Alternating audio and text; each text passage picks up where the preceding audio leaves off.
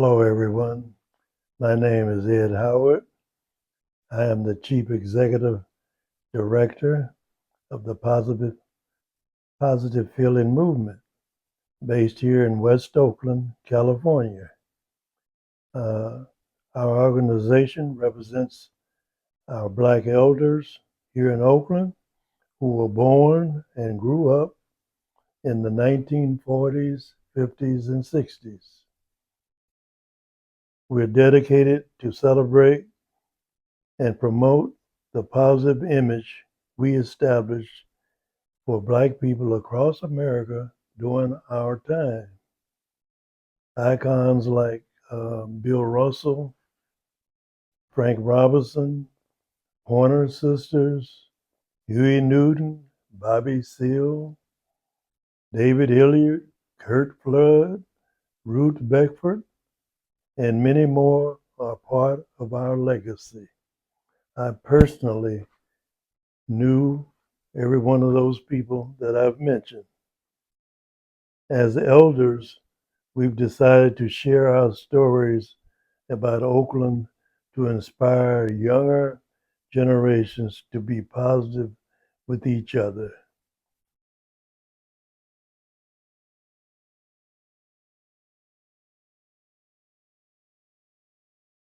Today, we have Mr. Larry Vann, Oakland's renowned drummer, as our guest to tell his life story and the story of Oakland black music industry back in the 40s, 50s, and 60s. And the title of this uh, interview today is The Living Way of Life interview. All right. Mr. Vann, how are you? I'm good, man. Thank you for having me. Glad to be here. Why don't we start off by, let's just start off where it started.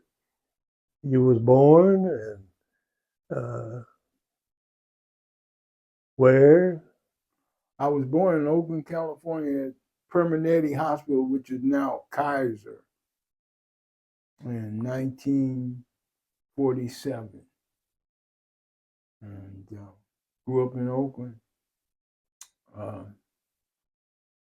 lived in Alameda as a kid. Matter of fact, I started school in Alameda. From Alameda. You started in Alameda? Mm-hmm. Oh, you did? Mm-hmm. Okay. And from Alameda in the estuary. And from there, our family moved to West Oakland. Okay. And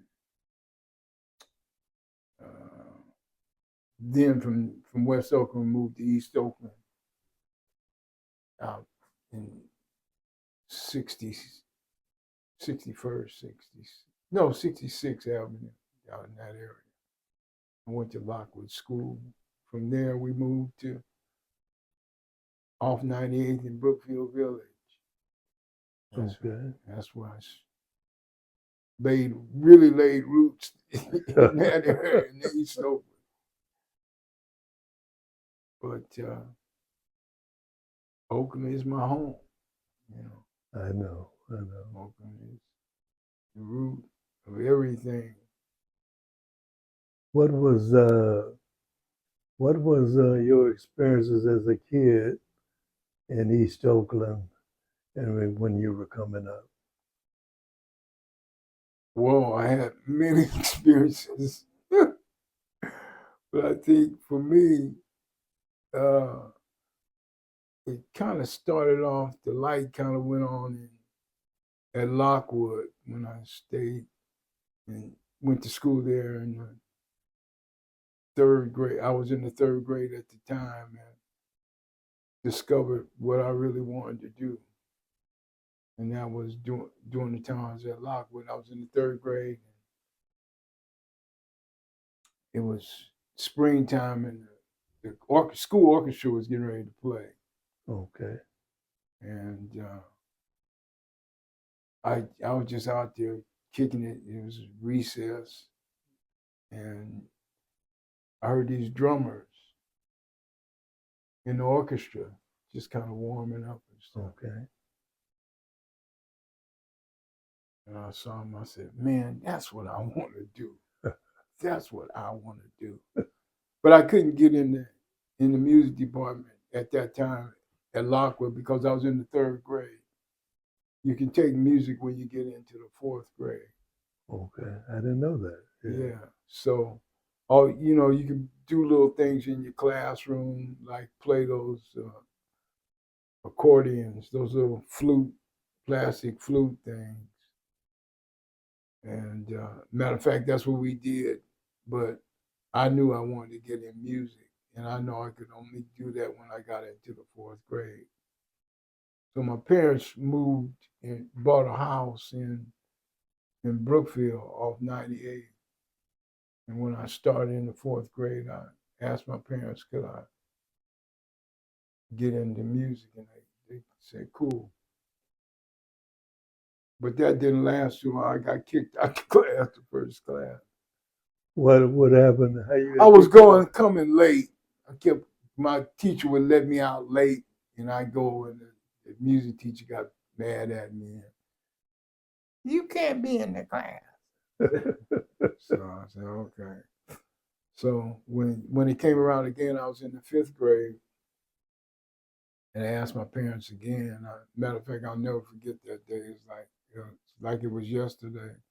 My parents were sitting on the couch in the living room, and I brought the paper home. I said, can I take the drum class? And my mother looked at me and snatched the paper and looked at it. And she looked up at me and told me, if I sign this, you got to stick with it. Because if they kick you out again, that's it. You know what I mean? And I made the commitment that day. I didn't really realize what kind of commitment I was making. Because I'm 74, yeah, right. 76 now. And I've been doing it ever since. I was from the fourth grade on. But that was the beginning of everything for me. So your parents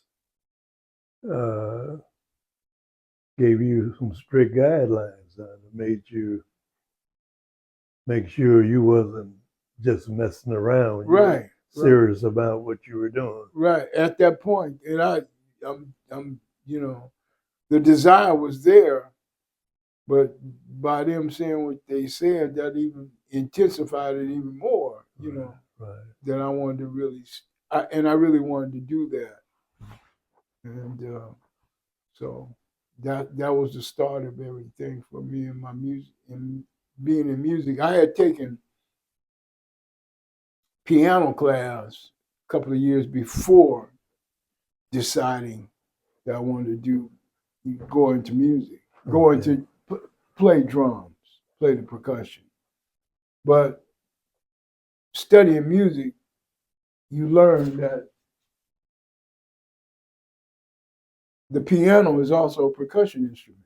Okay. Anything that you strike or hit is a percussion instrument. So I was really kind of already doing in that area of music. I understand. And I like piano. I didn't stick with the piano. I know the piano. I know the notation and the layout of the piano. I know how to figure stuff out. But I really wish I had put more time into that. Because when I got further up in school, like in college, I had to take piano proficiency. Mm-hmm. And I got through it. But if I had to continue to make that one of the other instruments to study when I started drums, I've been pretty good. Okay. Okay. So it sounds to me like was your family, mother and father, were they musical people? I mean, you started out so young. My mother sang in the choir. My father messed around with piano, but they were really so supportive. They supported us in anything we wanted to do as long as we stuck with it. Yeah. And they allowed us to explore it. Mm-hmm. My dad played a little piano. He was into music, but he wasn't a musician. Okay. His brother was. his brother, my uncle, we call Uncle Bubba, his baby brother, was a guitar player, and he ran the street with Lowell Folsom. Oh, he did it? Yeah, him and Lowell Folsom was partners. Okay. Yeah. Okay. So my uncle could have been a great blues player, but he wasn't into it. He like running them streets and messing with girls and stuff. He could have tied all that up and played guitar. He would have got the same thing. So as you continue to grow, what about the neighborhood of East Oakland at that time as you were growing up through elementary, junior high, high school? What's the atmosphere? Great community. People took care of their property. We had a thriving community. I lived in Brookfield, but there was another area which was Sobrani Park. Right. And their community was set up the same way. They had we call it the front, but when you come up 98, coming across Eads, you had a shopping facility. We had like a drugstore, a supermarket, a five and dime, a liquor store, wash house, and another liquor store on the other side, another store. It was fully equipped. Yeah. And Sobrani Park was the same way. And people took care of their property. It was a community. I know. It wasn't a ghetto. Right. Or a hood. It was a thriving, beautiful community. Oh, you guys, it was considered moving up when you got to Sobrani Park back then. Right. Yeah. I remember that. Yeah. I used to get my hair cut out. You know where Oscar's barber shop was?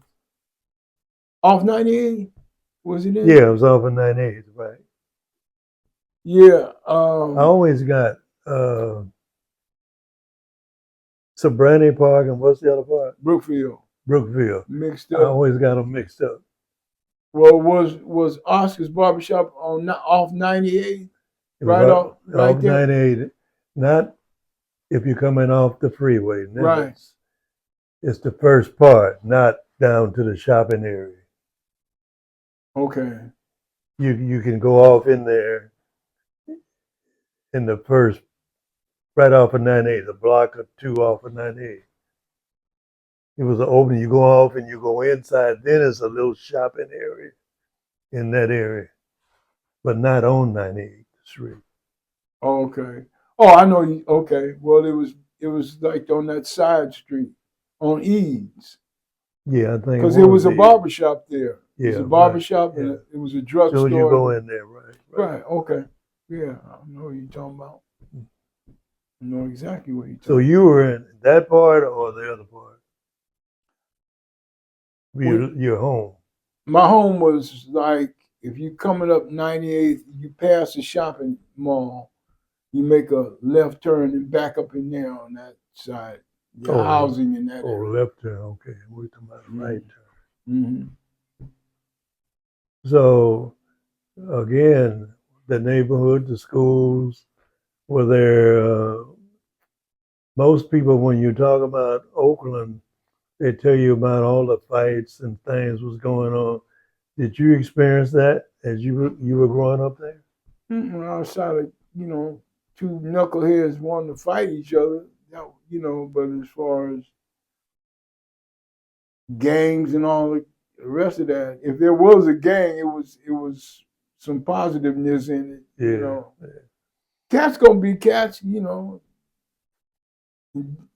It just was unity in the midst of our community. Well, that's one of the things I want to emphasize. I read the papers, the publicity is always so negative about Black Oakland. They always talk about it's gangs. It's today, and I'm talking about in our era, back in the 40s, 50s, and 60s. But even then, of course, I came up in West Oakland. I've always heard all my life how bad West Oakland was, Mm-hmm. and I never experienced that at all. Mm-hmm. So one of the things we're trying to do here is to show that the images, the projection of black neighborhoods, many times are so different when you live there than what was projected out. Mm-hmm. Because most people always say there's gangs, there's always fights. I coming up, I mean, I've witnessed a few fights, but it was just a few fights. I think that happens Mm-hmm. in anybody neighborhood, black or white, in schools where there's a lot of just young people. You have energy. You're gonna have a fight or two, but that's all it is. Right. It's not projected as in other neighborhoods. It's not projected like it's a gang or hoodlums doing it all the Right. time. Right. Right. So you're saying you just validating what I'm trying to show Exactly. here, that Exactly. it was a neighborhood of people that they went to work, they came home, and it was just normal people. They wasn't Right. this thing that projected all the time. Right. Exactly. It So was. okay, when did you really start to get off into music for real? Oh, for real. I think I started setting my goals in middle school, junior high school. My first, I had my first band I was in. I played all the way through. Matter of fact, school in the music programs. I played in the orchestra, in the concert Okay. band at school. Did a little bit in the marching band, but I was in the music program after I got started at Brookfield. Okay. But my first band that I was in was when I was in the 8th grade. And that was my first band where we got really into trying to put something together to make some music and try to get to a point where we got to a point where we were doing some dances at the recreation center. Mm-hmm. Then we got into playing the talent shows, and Okay. all the rest of that. But yeah, my first band was when I was in the 8th grade. Is that right? Mm-hmm. Okay. Okay. And we were like the garage band. That was popular. I mean, when you cats would get together, they would play on we play on the weekend and during the summer, and we'd be at one of the cats' house in the garage, and we Okay. lift up the garage door, and all the kids would come around and listen to us play. Those were our first audiences, the neighborhood kids. Okay. They'd be out on their little dirt bikes and listening to us play. So though that was the beginning of our performing, just Okay. performing for the neighborhood. So let's go to when you get professional, making $1 to hit the clubs and however you did Yeah, that. that started for me when I was in the 11th grade, Okay. and I used to play. Matter of fact, out here, I got hooked up with this cat. His name was Chico. He had one eye. He used to pick me up, me and my drums on Friday night, and we come out. He bring me out here to Richmond Okay. to off cutting in a little club called the 1212 Club. And I was first time I went there with him, I was kind of scared. I didn't know what to expect, because that Right. was really no, take that back. That was my second club. And the first club that I made money in. First club I played at, we played, the guitar player that was in the band had an aunt and uncle who were Muslims. I had never met any Muslims before. Okay. They was real cool, but they lived in the city. Matter of fact, they lived on Divisadero, Okay. and they were so impressed with what we were doing. They got us a gig at the Playpen, Upper Room. I don't know if you know that club. I heard of that name. Yeah. So that was the first club I ever played in. We didn't get no money. It was just opportunity to play. Okay, right. But then after that, when I was about 16, I first time I made some money was with that cat Chico out here in Richmond at the 1212 Club. Okay. So we played from 9 to 12. And I made 12 cents. 12 cents. And back then, that went a long way. I could buy me a pair of shoes and still have some money left over. You know? Okay. You said 12 cents. 12, yeah, that 12-cent gig meant $12 gig. Oh, okay. Okay. Yeah, $12 gig. All right.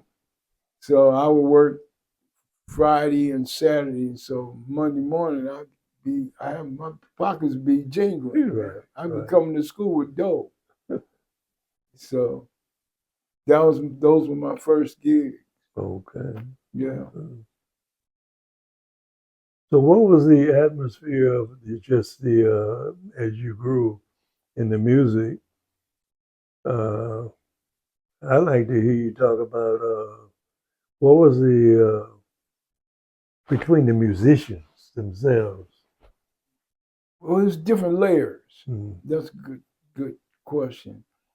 It was us young cats admiring and looking up to the cats that was doing it, like Johnny Talbot, Eddie Foster, the Ballads, the Whispers was on the scene. They had just come up here from LA. All the cats that were out there doing and playing the clubs, Eugene Blacknell. Yeah, I know all of those. Yeah. And Eddie Foster. Eddie Foster was in my class. Yeah. Yeah. Yeah. Yeah. So those are the cats we were trying to mimic and watching. I mean, it was like Fred Hughes, Terrible Tom. Yeah. All those cats was out there. You know, we seeing posters of them and seeing their names on the marquee. That's what we were setting our goal for. Man, we want to be like Johnny Talbot. Okay. And D Thing. Yeah. You know, so to me, it was like Little Hollywood.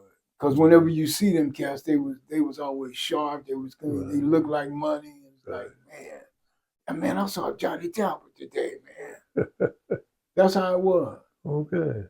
You know, we had our own celebrity. You know. Okay. So. Good times during that time, huh? Huh? Good times during that Very time. good time. Yeah. Yeah. And it was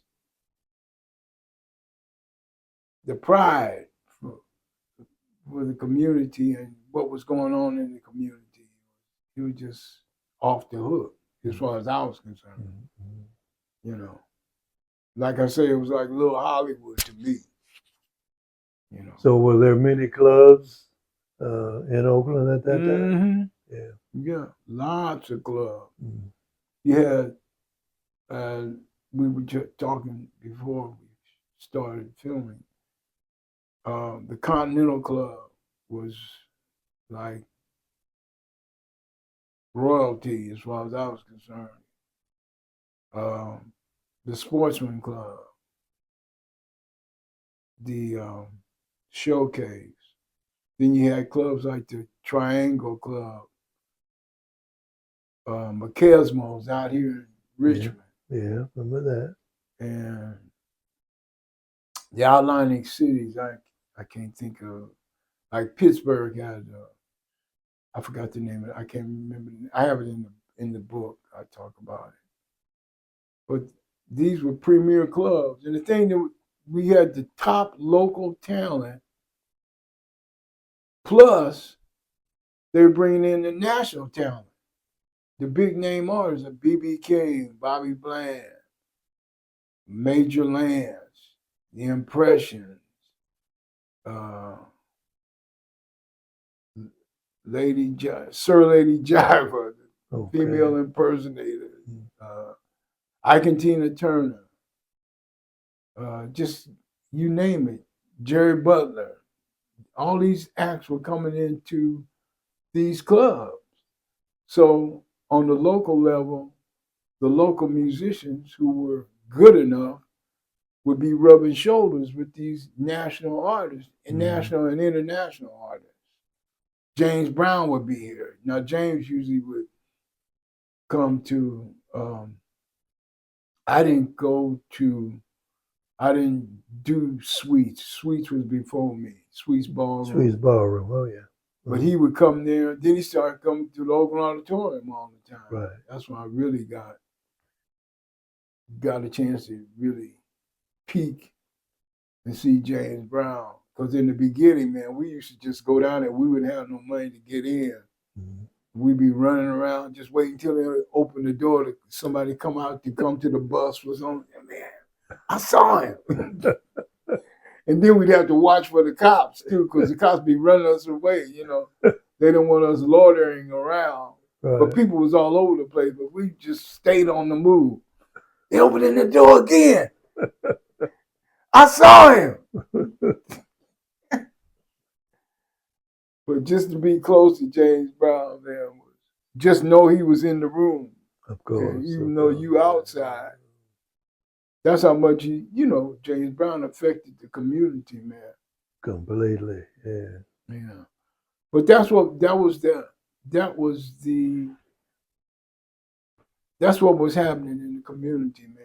Yeah. Well, give my audience a feel. I had a nightclub myself. Right. And of course a big club. You played there. Right. Give them a feel for what my club was about. Man, you want me to get started? It's long. Anyway, your club was the last, as far as I'm concerned, was the last big club. Okay. And the other thing for me was the fact that it was in East Oakland. Right. You know, a club of that magnitude and what you were doing and how you were doing with such class. I can't think of nobody else to compare you to but Don Barksdale and them. Okay. And then your club was bigger than them two clubs put together almost. Right. So Ed Howard's place was monumental, man, and historical. It's a historical monument to the clubs that were happening in Oakland. You at the top, and you were bringing big name acts. So that it wasn't just a big club where everybody just come. You were a restaurant, you were a bar, and a concert hall. Right. You know, so it was just monumental to play there. It was great. I played there twice. I played there with Merle, then I came back and I played with the Whispers. And that was a monumental weekend with the Whispers because I remember the place being packed. Oh, yeah. I think we did 2 shows a night. It was 2 shows. Yeah. So I was just really blessed to be able to experience that being in that club, man, because it was off the hook. Off the hook. And everybody talks about it. They still talk about it. Yeah. Now, also, I know you've worked with young people. You teach. Mm-hmm. Give me some understanding about that. I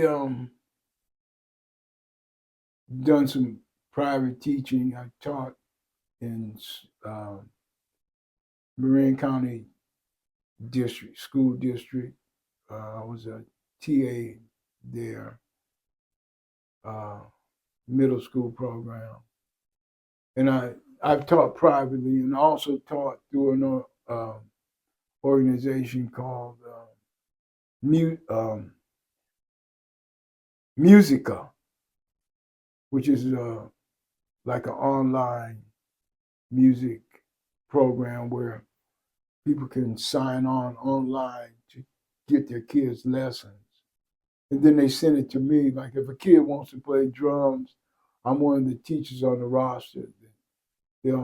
And the parent picks from that roster and will contact me and say that, we have a student here that wants to take lessons with you. Will you sign on to be his teacher? And I have to say yay or nay. If I say nay, they just pass it on to the next person. Okay. But this is an online music program. And I had great success with working with that program. I'm not doing it as much as I used to. Okay. Because I'm involved in so many other little things. I don't have the time to do it like I like to do it. Okay. But, I have my off camera, Mr. Maurice Powell, who works with me. He's a young man that keeps me connected to young people while we develop this movement. I want to bring him in now. And you have anything that you want to ask or have a comment about? Sure. Could you talk a little bit about what music had done for you, especially like as you're growing up, music's been part of your life, your entire life. So, in terms of like your development as a person, how did music help you become who you are? wow. It's wow, a lot, man. Because I've been blessed to be able to do so many different things with the music and meet so many different people. I've been to Europe, played in Switzerland, Germany, China. Met a lot of incredible people. Been in movies. I was in the movie Peggy Sue Got Married, Nicolas Cage and Kathleen Turner. Just it has opened the door for me to do so many different things, so many cool things, and meet so many cool people, which is, broadened my horizon in so many different ways. Yeah. So I mean, it's too much to even say.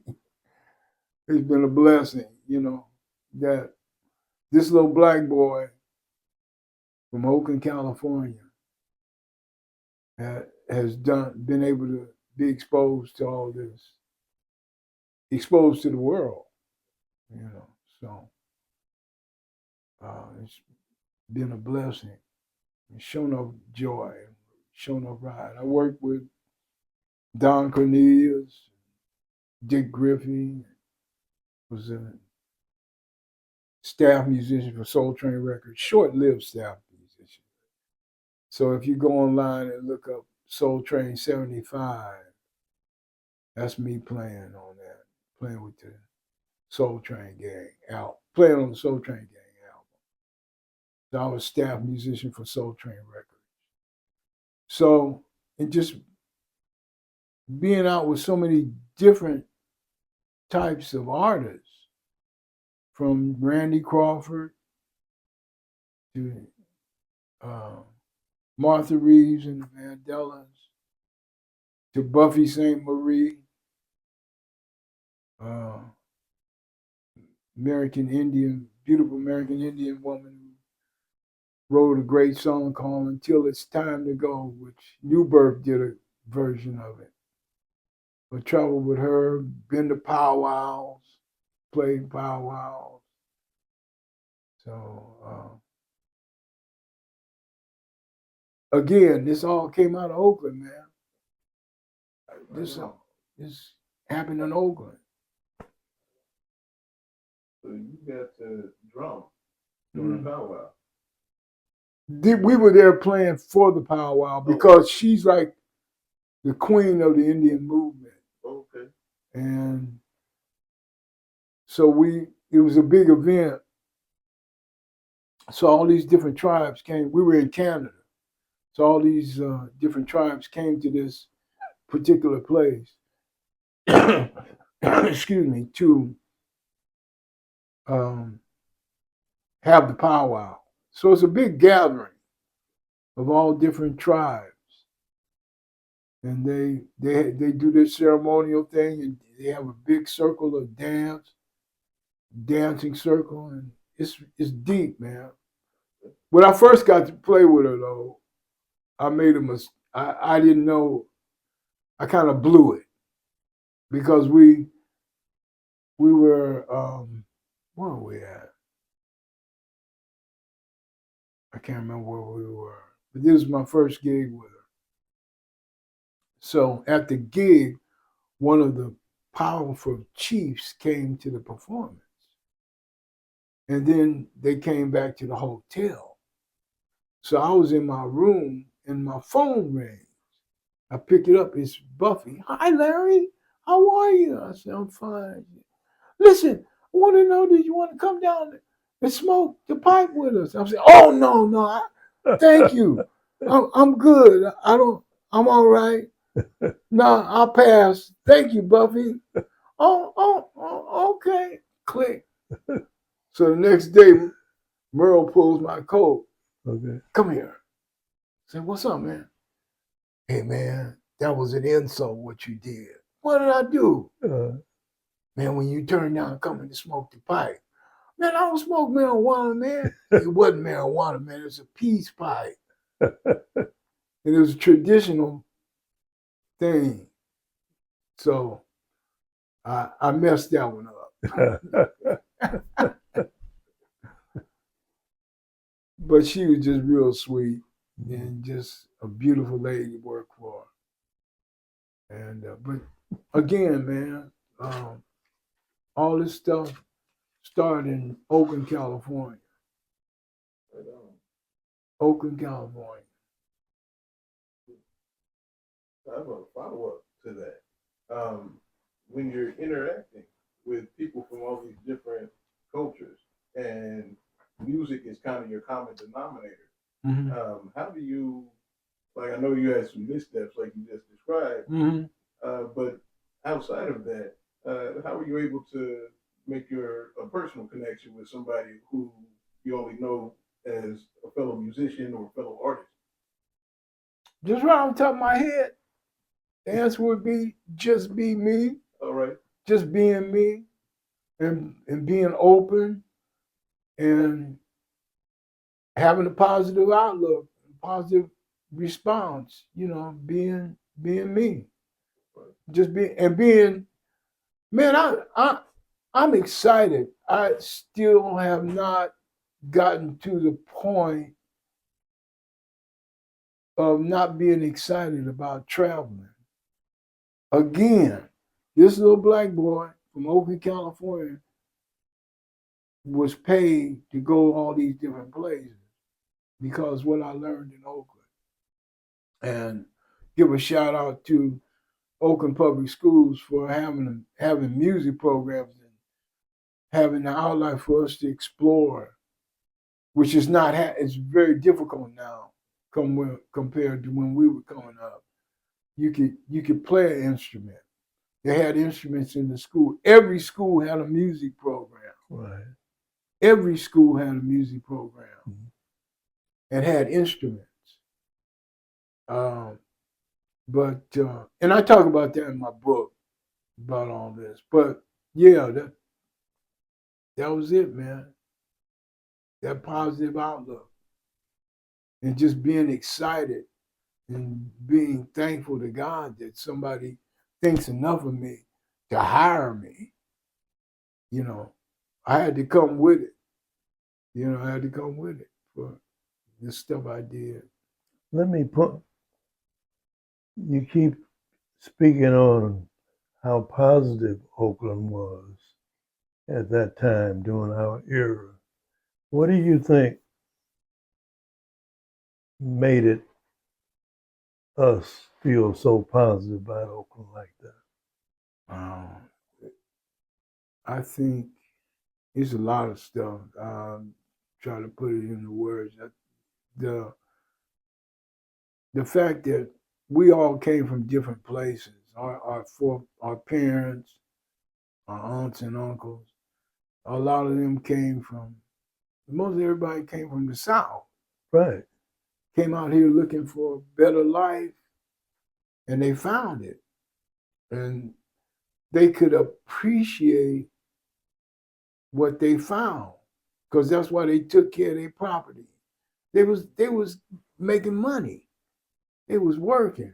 I remember one of my, oh, yo, tell me about My your daughter, your daughter, my wife. by the way, he's married to my daughter. She tells me this great story about your mom sharing with her every time when she came out here, she could buy what do you call them? Banana splits. Okay. She'd get a banana split every day, you know. Okay. But just being able, people were happy, man. People were making money, and they had pride about how they were gaining and getting, having homes and buying their own homes and cars and raising their kids. It was all positive. And the proof is in the pudding. If you look at older pictures, somebody's family scrapbook, look at the property. Look at the pictures that they take outside of their home. Everybody looks good, they dress good, the property is good. We have some beautiful communities, man.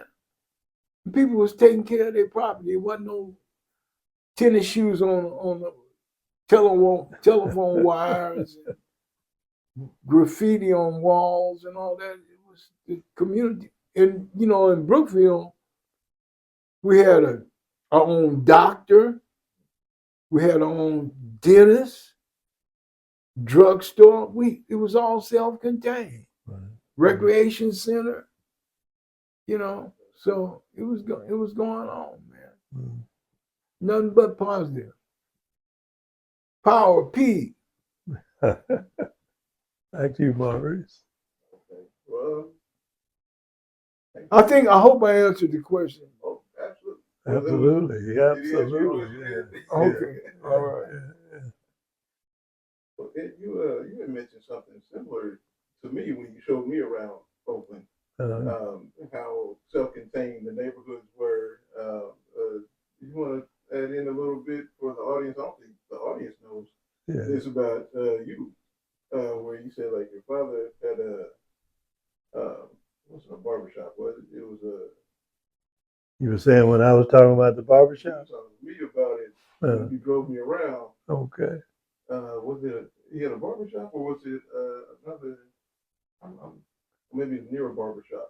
Yeah, it was. You saying I told you about a barbershop? About your father. He had a place. No, my father had a cleaner. A cleaner. Yeah, Okay. it was a cleaner. Okay. Yeah.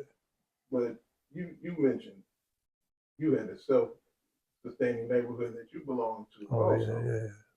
So I was telling you that up until I was probably out of high school, I basically didn't go outside of the neighborhood, except you go downtown, to the movies, or your parents might take you to shopping downtown. But basically, I lived in West Oakland until I was grown. I did not know much more. And thinking back on that, I think that was an advantage, because the kids that really got out, when you got out, that's when you might could feel some prejudice and things in the outer neighborhoods. So if you're self-contained, you get a chance to develop, the way I look at it, without incorporating sensitivities that be negative on you. So you kind of like stay whole And by the time you get out of high school, okay, you're strong enough now to deal with it. But when you're a kid and jumping into those things, it makes you it just makes you less stronger, I believe, as a person. And that's my experience, the way I view West Oakland. It just we were all so self-contained. We we felt we just didn't feel nobody could beat us. We felt strong, and I still feel that way to this day. I've always felt. All my friends felt that way. We were confident. So that was my experience coming up in Oakland. So let me say this, Larry, you have a book that you've written that I'm sure my beautiful daughter, Kabila Yolanda, Yes. helped you put this She sure together. did. Tell me a little bit about that. This is the book,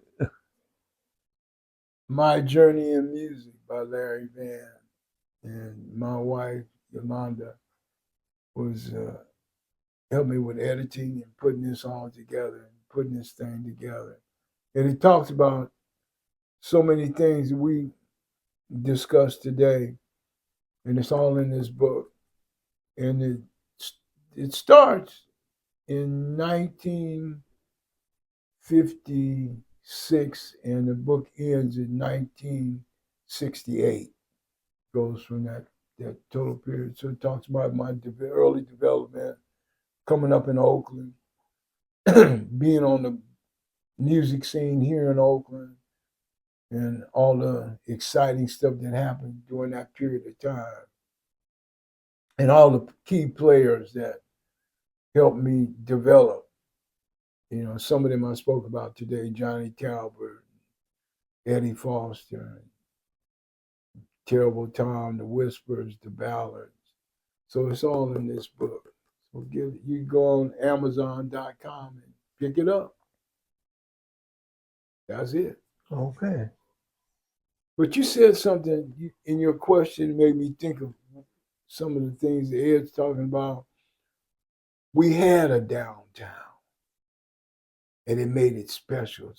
Things were going on in downtown. You come downtown, you feel like you're in Times Square in New York City. It was going on, man, because everybody shopped downtown. Right, right. You know, where you get them shoes at? Flag Brothers. You know, it was going on, man. You had the movies down there. Yeah, it was going on. And it killed downtown when the malls came. It killed it. And downtown was happening. Yeah, you really had some place to go and see everybody down there. Yeah, right. Streets was crowded downtown. Just like you in Manhattan, New York City. And there was skirmishes and stuff too, man. Different communities. You know, I end up walking down the street, West Oakland, seeing a girl, and I ain't from that area. You might get into some skirmishes. There may be some skirmishes, but that's par for the course, man. You know what I'm talking about? All right.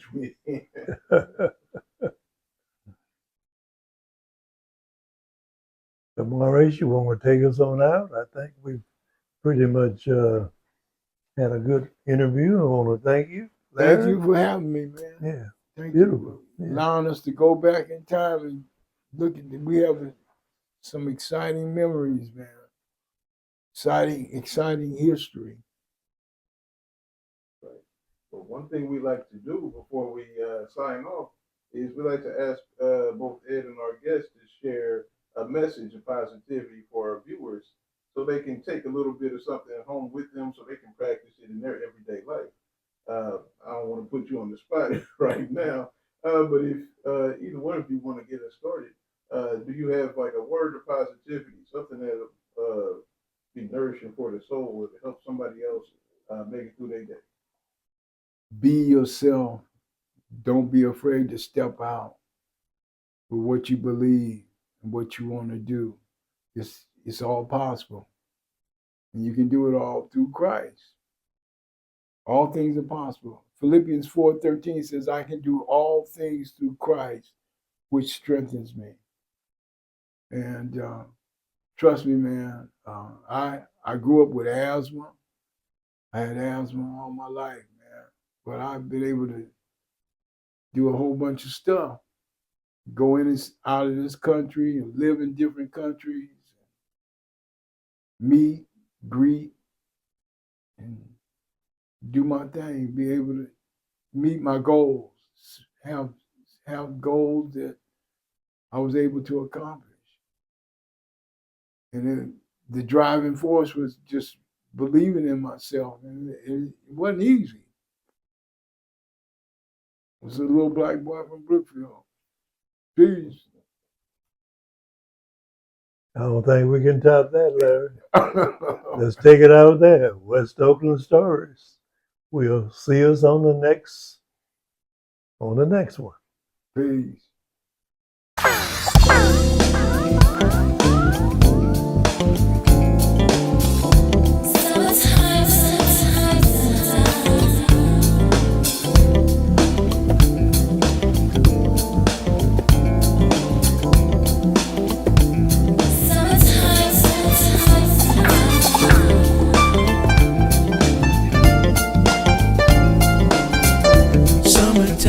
In the big city,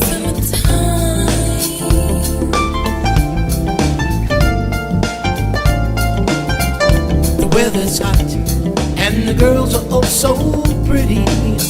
It's summertime, kids playing in the street, running after the ice cream truck as it slowly rolls down the street. It's summertime and there's fun everywhere. Maybe at the beach or kicking it at the fair.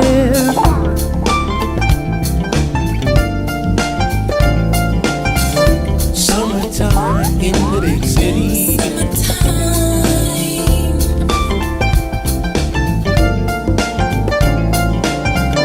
The weather's hot and the girls are oh so pretty.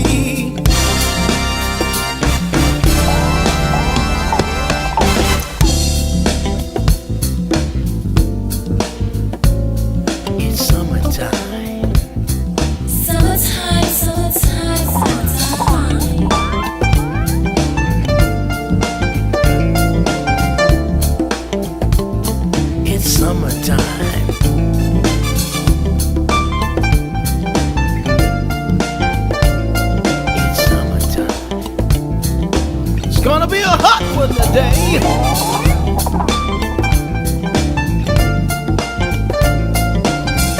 Summertime in the big city. Summertime.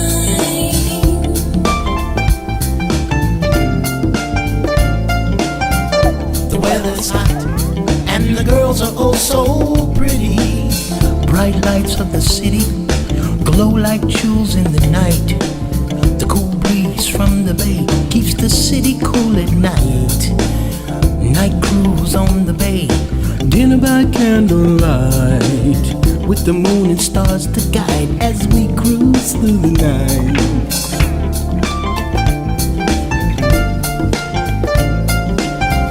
Summertime in the big city.